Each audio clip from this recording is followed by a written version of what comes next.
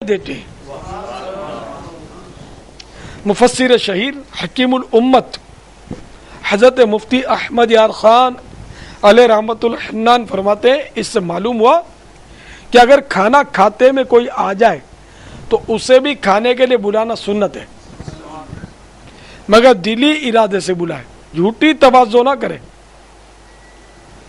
اور آنے والا بھی جھوٹ بول کر یہ نہ کہے کہ مجھے خواہش نہیں، تاکہ بھوک اور جھوٹ کا اجتماع نہ ہو جائے، بلکہ اگر نہ کھانا چاہے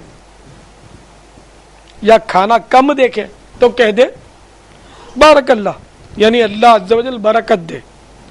یہ بھی معلوم ہوا کہ سرور کائنات شاہ موجودات صلی اللہ تعالی علیہ وآلہ وسلم سے اپنی عبادات نہیں چھپانی چاہیے بلکہ ظاہر کر دی جائے، تاکہ حضور مفیض النور صلی اللہ تعالی علیہ وآلہ وسلم اس پر گواہ بن جائے۔ یہ اظہار ریا نہیں۔ حضرت سیدنا بلال رضی اللہ تعالیٰ عنہ کے روزے کا سن کر جو کچھ فرمایا گیا اس کی شرح یہ ہے، یعنی آج کی روزی ہم تو اپنی یہیں کھائے لیتے ہیں، اور حضرت سیدنا بلال رضی اللہ تعالیٰ عنہ اس کے عوض جنت میں کھائیں گے۔ وہ عوض یعنی بدلہ اس سے بہتر بھی ہوگا اور زیادہ بھی۔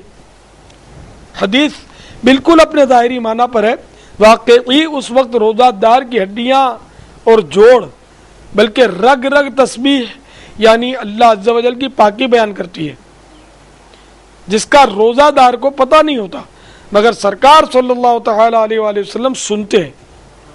یہ تسبیح اگرچہ بغیر اختیار ہے، مگر اس پر ثواب بے شمار۔ جب سبزے کی تسبیح سے میت کو فائدہ پہنچ جاتا ہے تو ان ہڈیوں کی تسبیح سے خود روزہ دار بلکہ اس کے پاس بیٹھنے والوں کو بھی ثواب ملے گا۔ صلو علی الحبیب۔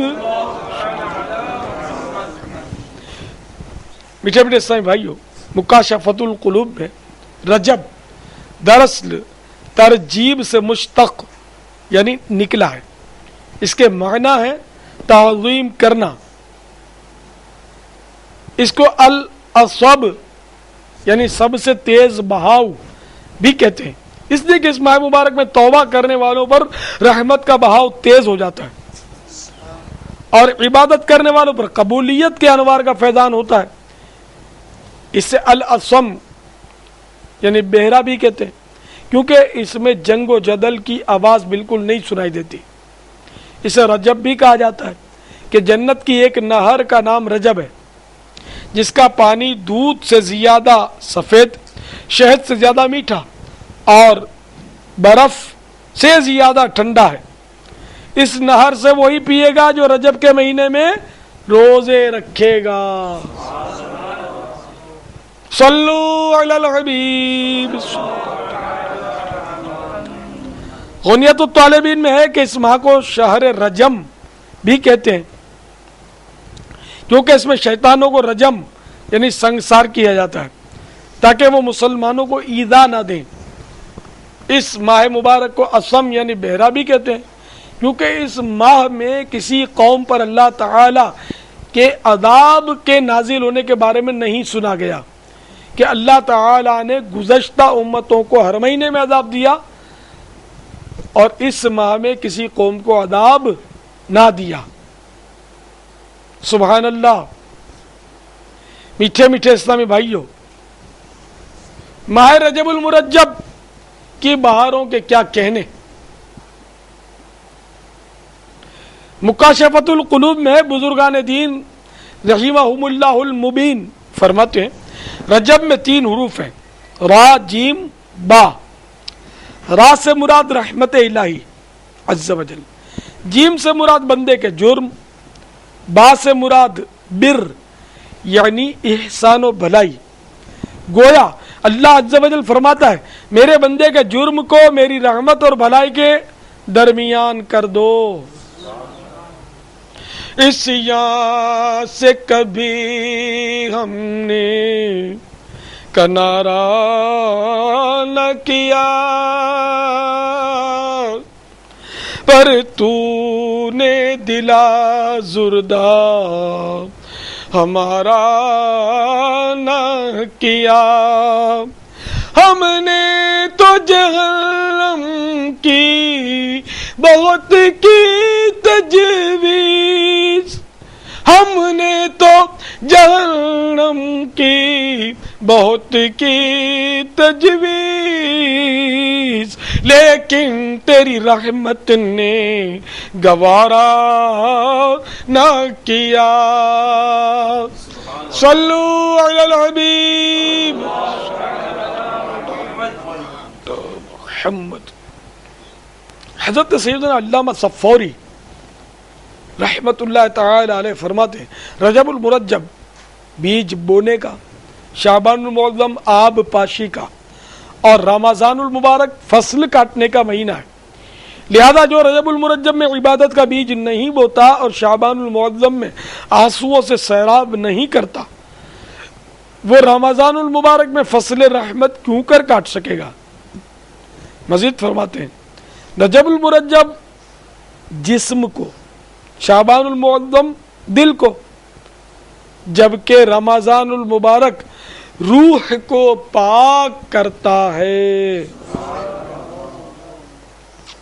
حضرت سیدنا انس بن مالک رضی اللہ تعالی عنہ سے مروی ہے اللہ کے محبوب دانا غیوب منزہ علی العیوب عز و جل و صلی اللہ تعالی علیہ وآلہ وسلم کا فرمان غیب نشان ہے، بے شک جنت میں ایک نہر ہے جس کا نام رجب ہے، اس کا پانی دودھ سے زیادہ سفید اور شہد سے زیادہ میٹھا ہے، جو ماہ رجب میں ایک روزہ رکھے اللہ عز و جل اسے اس نہر سے سیراب فرمائے گا۔ صلو علی الحبیب صلی اللہ تعالی علی محمد، توبو الی اللہ، صلو علی الحبیب۔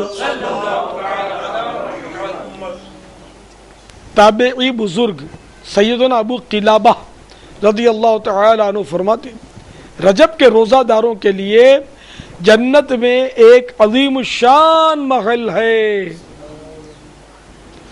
حضرت سیدنا ابو امامہ رضی اللہ تعالی عنہ سے مروی نبی کریم رؤوف الرحیم علیہ افضل الصلاۃ والتسلیم کا فرمان عظیم ہے، 5 راتیں ایسی ہیں جس میں دعا رد نہیں کی جاتی۔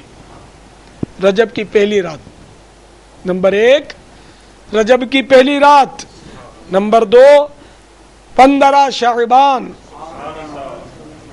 یعنی شب براءت، نمبر 3 جمعرات اور جمعہ کی درمیانی شب، یعنی یہ پورا سال شب جمعہ جو ہے، جو اجتماع میں جاتے ہیں کتنے خوش نصیب ہیں، دعوت اسلامی کے اجتماعات جو جمعرات کو ہوتے ہیں تو الحمدللہ وہاں دعا کرنے کے کتنے موقع ملتے ہیں۔ نمبر 4 عید الفطر کی رات یعنی چاند رات، رمضان کے بعد جو چاند نظر آتا ہے۔ نمبر 5 عید الاضحیٰ کی رات یعنی 10ویں شب، جس دن صبح بقرعید ہوگی، بکرے کٹیں گے، تو وہ رات بھی جو ہے قبولیت کی رات ہے۔ حضرت سیدنا خالد بن معدان علیہ رحمت المنان فرماتے ہیں سال میں 5 راتیں ایسی ہیں جو ان کی تصدیق کرتے ہوئے بنیت ثواب ان کو عبادت میں گزارے تو اللہ رب العزت اسے داخل جنت فرمائے گا۔ نمبر 1 رجب کی پہلی رات، کہ اس رات میں عبادت کرے اور اس کے دن میں روزہ رکھے۔ نمبر 2 اور 3 عیدین یعنی عید الفطر اور عید الاضحیٰ کی راتیں، کہ ان راتوں میں عبادت کرے اور دن میں روزہ نہ رکھے، کیونکہ عیدین کے دن روزہ رکھنا ناجائز ہے۔ سال میں 5 روزے ناجائز ہیں، جن میں پہلا تو یہ میٹھی عید، عید الفطر، نمبر 2 بقرعید، اور بقرعید کے بعد مزید 3 دن 10 11 12 13 ذوالحجہ الحرام، تو ان میں روزہ رکھنا بھی ناجائز۔ نمبر 4 شعبان المعظم کی 15ویں شب یعنی شب براءت، کہ اس